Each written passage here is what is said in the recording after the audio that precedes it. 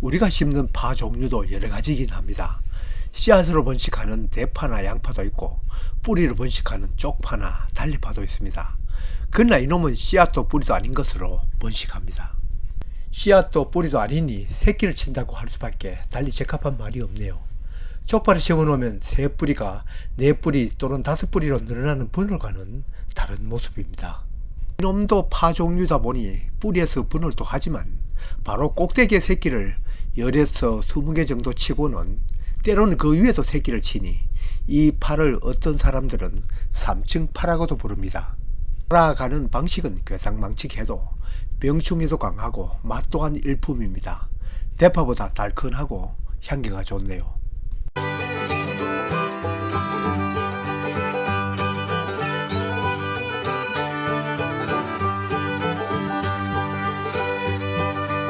지난해 이맘때쯤 제 영상에서도 여러 번 소개해드린 이웃 건너마을에 사시는 시청자 한 분이 여러가지 씨앗을 나누며 주셨습니다.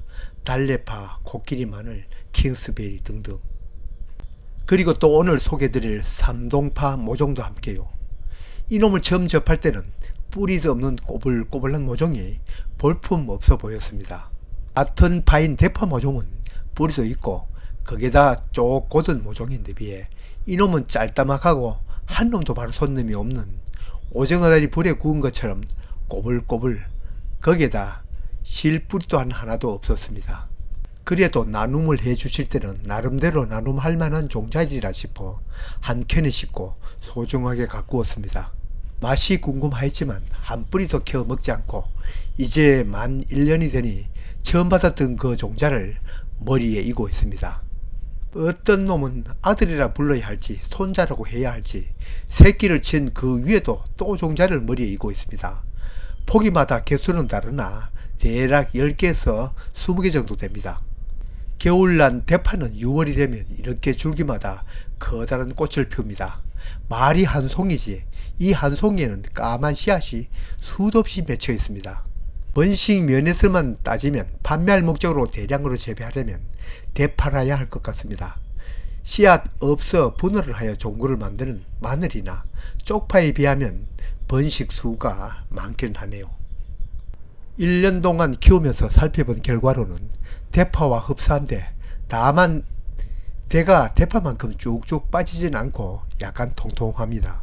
이 영상에서 오는 병증처럼 대파나 쪽파에 자주 오는 검은 무늬병이 한 자리에 나란히 심었는데도 대파에는 오고 삼동파에는 오지 않네요. 병에 훨씬 강하다고 하던데 정말인 것 같습니다. 인터넷에 삼동파를 소개한 것을 보면 이구동성으로 맛도 달큰하고 향도 좋다는 말을 하네요. 그래도 제가 직접 맛을 봐야 할 것 같아서 종 따고 남은 몇 뿌리를 캐서 국수 양념장을 만들어 맛을 보았습니다. 이처럼 캔 뿌리는 약간 붉은색을 띠고 있습니다. 대파는 씨앗 딴 남은 것이 너무 억세서 조리하긴 무리인데 이 파는 그보다는 더 부드럽습니다. 먹을 일이 없으면 이걸 그대로 심어도 또 싹이 나온다고 합니다. 파는 여러 살의 풀이라 대파도 아마 이러한 성질을 갖고 있을 것입니다. 어쨌든 양념장에 넣은 이 삼동파는 소문대로 달큰한 맛이 들고 대파보다는 향기가 부드러웠습니다. 특유의 아리 맛은 덜 하였습니다. 저야 뭐든지 다 맛있다고 하지만 입맛이 저보다 더 까다로운 손바닥 아줌마는 맛이 파보다 더 좋다고 합니다.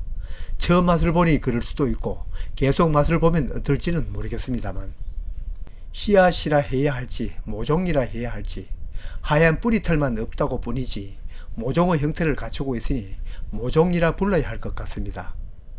머리에 붙은 모종을 모두 땄습니다.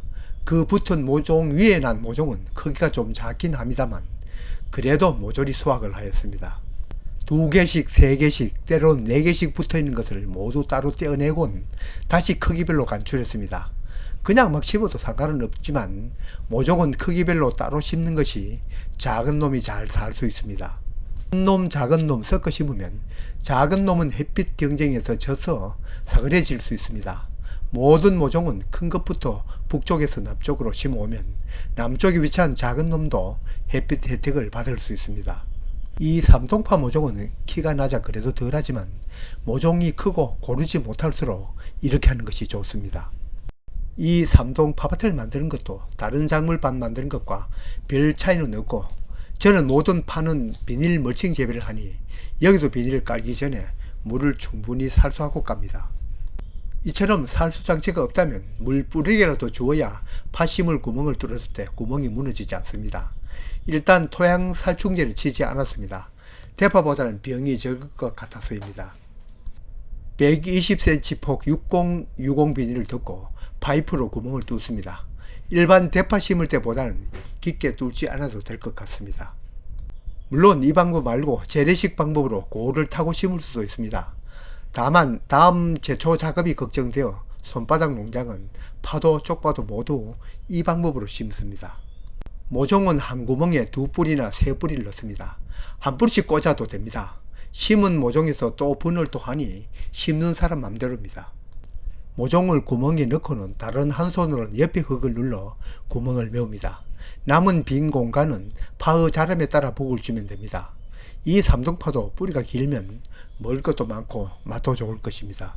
모종을 심었으면 물을 주는 것은 당연한 일입니다. 모종과 흙이 밀착되어야 뿌리를 쉽게 내리고 활착이 잘 됩니다. 백합과 작물 중에는 대파는 여름잠을 자지 않습니다만 그래도 여름을 견디기 힘듭니다. 경험에 의하면 작은 모종을 심으면 이름 그대로 녹아 없어질 때도 있었습니다. 한내 키워보고 아는 체 하는 것 같습니다만 이 삼동파는 대파보다는 여름을 더 잘 넘길 것 같습니다. 앞으로 2-30일 정도 되면 질소 중심 우비를 주고 위에 흙 덮는 북주기만 하면 금방 수확할 것 같습니다.